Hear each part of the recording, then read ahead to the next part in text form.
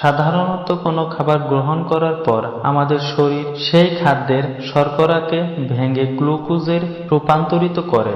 এরপর অগ্ন্যাশয় থেকে ইনসুলিন নামের যে হরমোন নির্গিত হয় সেটা আমাদের শরীরের কোষগুলোকে গ্লুকোজকে গ্রহণ করার জন্য নির্দেশ দেয়। এই গ্লুকোজ শরীরে জ্বালানি বা শক্তি হিসেবে কাজ করে, কিন্তু শরীরে যখন ইনসুলিন ঠিকমতো তৈরি হতে না পারে তখন ডায়াবেটিস হয় এবং এর ফলে রক্তের মধ্যে চিনি জমা হতে শুরু করে। কিন্তু কি কারণে ডায়াবেটিস হয়? তবে চলুন মূল টপিকে যাওয়া যাক। এখনো এই চ্যানেলটি সাবস্ক্রাইব না করে থাকলে এখনই চ্যানেলটি সাবস্ক্রাইব করুন, পাশে থাকা বেল বাটনটি অন করে দিন। সাধারণত আমাদের ডায়াবেটিস হওয়ার পেছনে দৈনিক জীবনের বিভিন্ন অভ্যাস দায়ী। ব্যায়াম না করা। ডায়াবেটিস হওয়ার অন্যতম কারণ হলো শারীরিকভাবে নিষ্ক্রিয় থাকা, অর্থাৎ ব্যায়াম না করা। নিয়মিত ব্যায়াম করলে ডায়াবেটিস নিয়ন্ত্রণের পাশাপাশি ওজন কমে, স্ট্রোক এবং হৃদরোগের ঝুঁকি কমে। শরীর চর্চা বা ব্যায়াম করার মাধ্যমে রক্তে চিনির মাত্রা কমিয়ে রাখা সম্ভব। মানসিক চাপ। যে সকল কারণে ডায়াবেটিস হয় তার মধ্যে একটি হলো অত্যাধিক মানসিক চাপ। পারিবারিক জটিলতা। অতিরিক্ত কাজের চাপে থাকলে রক্তে শর্করার পরিমাণ বেড়ে যায়। ডায়াবেটিস নিয়ন্ত্রণে রাখতে চাপ নিয়ন্ত্রণের কৌশল শিখুন। খুব বেশি মানসিক চাপে থাকলে কিছুক্ষণ হাঁটাহাঁটি করুন অথবা লম্বা করে শ্বাস নিয়ে ধীরে ধীরে ছাড়ার অভ্যাস করুন এবং তা প্রতিনিয়ত করার চেষ্টা করুন। পর্যাপ্ত ঘুম না হওয়া। আমাদের দৈনিক পরিশ্রমের পর পর্যাপ্ত ঘুম না হলে ডায়াবেটিস বেড়ে যায়। ন্যাশনাল শিপ ফাউন্ডেশনের তথ্য অনুযায়ী ঘুম কম হলে রক্তে শর্করার পরিমাণ বেড়ে যায়। ডায়াবেটিস নিয়ন্ত্রণে এ কারণে নিয়মিত পর্যাপ্ত ঘুমানো উচিত। রাতে বেশি খাওয়া।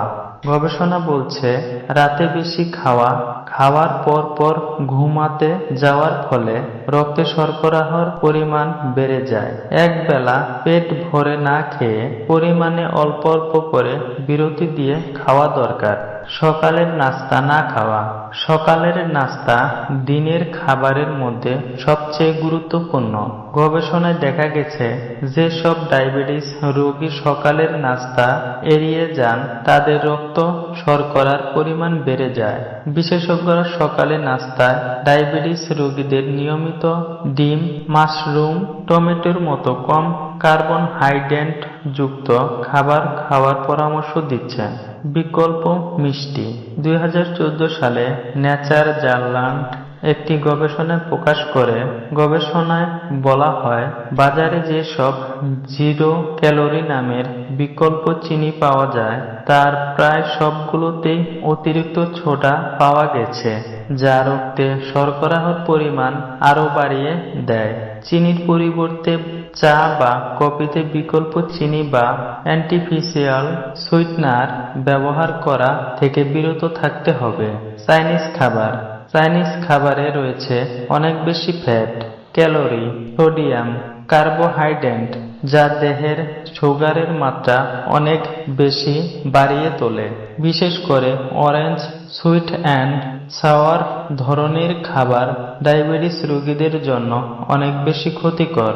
প্রক্রিয়াজাত খাবার ও পানীয় এড়িয়ে চলতে হবে। চিকিৎসকরা বলছে ডায়াবেটিসের এত ঝুঁকি থাকার পরেও এই রোগে আক্রান্তদের মধ্যে তাদের অর্ধেকেরও বেশি এই রোগটি সম্পর্কে সচেতন নয়।